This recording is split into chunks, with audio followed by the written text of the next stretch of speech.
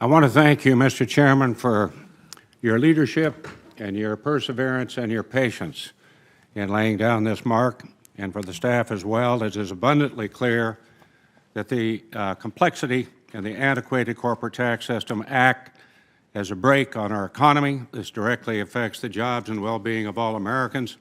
We now have before us a comprehensive plan to address these issues, cleaning up and modernizing the tax code to help generate more growth.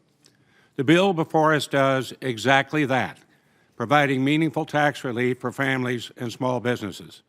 I am especially pleased with the rates the legislation would put into place on the individual side. We have done a good job pushing these rate reductions down to lower and middle-income families. This would provide a net tax cut for families in Kansas of about $2,500. We accomplished this by reducing individual tax rates, raising the standard deduction, and increasing the child credits in the tax code. I want to turn to agriculture. I am pleased that the Chairman's mark reflects the importance of production agriculture to our economy.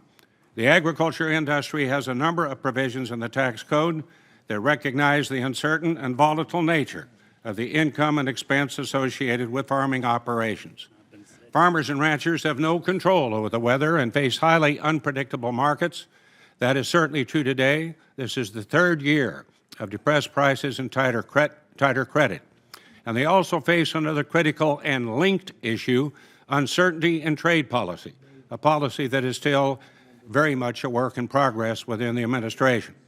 I am happy to say that this Chairman's mark keeps the ag tax provisions, but will also help our farmers by creating a much more pro-growth tax system, lowering the tax burden, and simplifying the tax provisions relating to our ag sector. For the average farmer in Kansas, the rate reductions, more robust depreciation rules, and the new structure for pass-through entities will enable that farmer to put significantly more dollars in his or her bank account, money which can be used to build their businesses, enabling them to meet the challenges of not only feeding America, but a troubled and hungry world.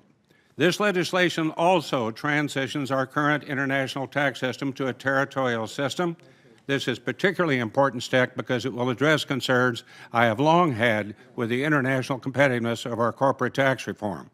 I have real concerns that the current archaic international system has made our homegrown companies targets for takeovers by foreign competitors, leading to job loss, not to mention a drain on our federal treasury. Now, is this a perfect bill? By no means. But it is a very good bill that I firmly believe will lead to more economic growth. Mr. Chairman, through the process you have laid out, we can improve this good bill to make it the very best bill under very difficult and partisan circumstances. Thank you.